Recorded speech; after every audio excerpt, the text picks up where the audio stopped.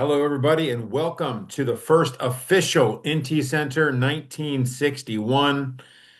Really excited about this season. We had a great opening day with a couple of classics, and we have got some great games to recap for you today. So let's go ahead and jump right into it. Now, are these drama queens or is it drama in Queens? You decide. Performance enhancers. They took a 5-1 lead into the ninth inning.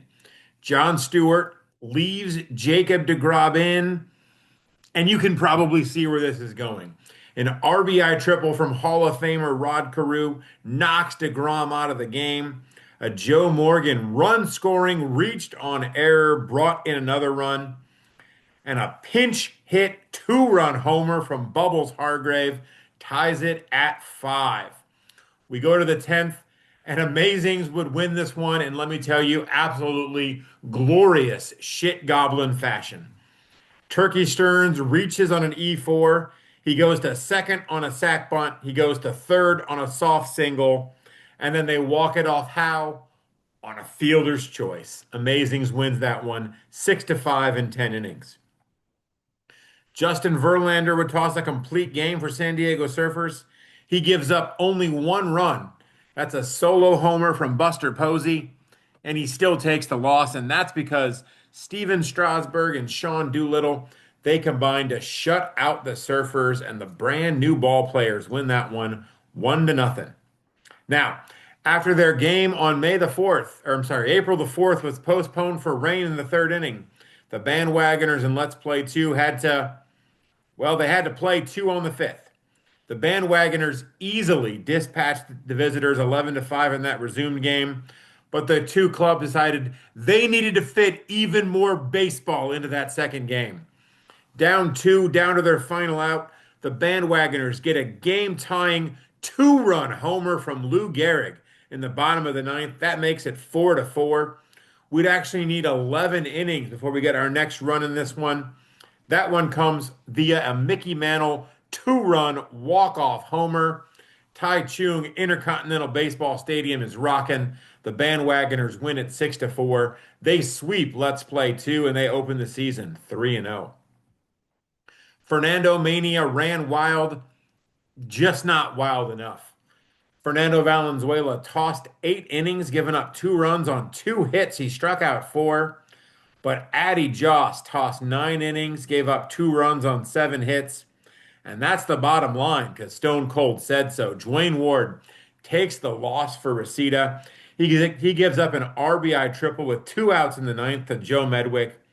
And the all-seeing Angels of Hernandez win that one 3-2. Now, we probably should have anticipated something wild when Fred Carroll started in the season opener between the Barons and the Demon Bags. The visitors take a 1-0 lead in the third on a Wee Willie Keeler homer. The Barons tie it 1 inning later on a Pete Browning RBI single. And then in the 8th inning, we get our anticipated deviation from normalcy. Single, walk, double, single. That means 3 runs are in for the D-Bags, and that's going to chase Barons reliever Bill McCall before he records a single out in the game. Akito Marte sac fly makes it 5-1 to the visitors heading into the bottom of the 8th. But in the bottom of the 8th, a Ted Williams RBI double chases J.R. Richard. RBI singles follow from Shoeless Joe and that son of a bitch George Gore. That makes it 5-4, and George Hall reaches on an E5 that ties it up as Shoeless Joe scores that run. We go to extra innings. In the 10th, it's Larry Walker with a solo homer in the bottom of the inning. That puts the D-Bags in front 6-5. Tim Lincecum walks the first batter he faces, gives up a double to the second batter, and then intentionally walks the third. Bases loaded, nobody out. He retires the next 2 guys. So it is still bases loaded, D-Bags up 1, and I shit you not, coming to the plate, Fred Carroll. But we are denied that Hollywood ending. Shaq as Vic Harris pinch hits for Carroll. Norm Cash gets a single. Shoeless Joe easily scores to tie the game. Out in center field as a defensive sub. Who else but Ken Griffey Jr. He fields it, he throws it home. Rounding third, who else? That son of a bitch, George Gore. It's either going to be the third out of the inning and off to the 11th or a walk-off. The throw is just a minute, just a beat late. George Gore scores. The Barons win it 7-6, and that entire series. Check out the box scores. They were all kind of batshit crazy for some different reasons. It always is when those two teams get together. Hey, good news for the Gales of November. Ray Brown was brilliant. He gave up one hit in six shutout innings. The bad news? He only went 6 innings and he only threw 75 pitches because he left with an injury. The good news? Brandon Webb tossed three one-hit shutout innings after he left the game, and they got a 5-0 win over Let's Play 2. The even better news, though, the injury does not appear to be serious, and we don't think he's going to even miss a start. Hey, it took 5 games, but Atlanta Anime are finally in the win column. They beat San Diego Surfers 4-0. Lon Warneke, I think I say Lon Warneke, Lon Warneke. I don't know. Let me take a drink. I can't pronounce that name.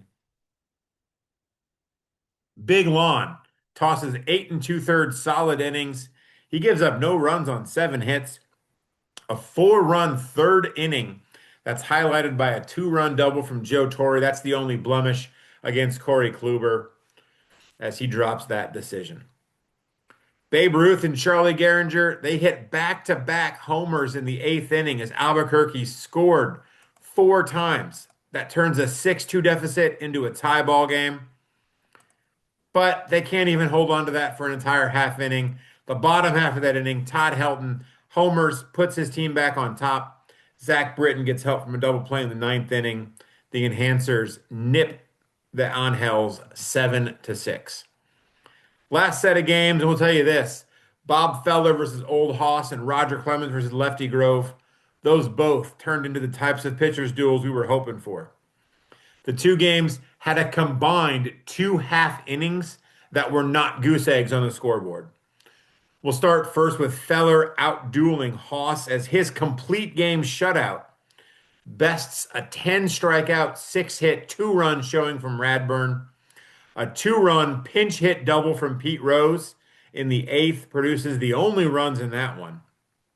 And then elsewhere, 7 innings for Clemens, 4 hits, no runs allowed, combined with a scoreless inning each from Billy Wagner and Mariano Rivera. That helps LPT top the Gales. Lefty Grove gave up just 3 hits, but one of those was an RBI double from Sammy Sosa in the 5th, and that was the game's only run. And we'll end on this note. While every team has experienced the joy of victory at least once, there is one team and only one team yet to experience the agony of defeat. That would be Scythia of Ostin Ard. Sean, take a bow with your 6-0 start to the season. The last win comes with a 10-4 clobbering of brand new ball players. Nap Lajoie, 3 hits in that one. That brings him to 15 hits so far on the season. He's batting .556. He's hit 5 homers, 7 doubles, a triple. He's driven in 15 runs, and his current pace has him on pace for a 35 WAR season, which I don't know, seems pretty good. Hey, that's going to do it for our first official IntyCenter in 1961. We'll see you next time for another whip around. FODEUSS.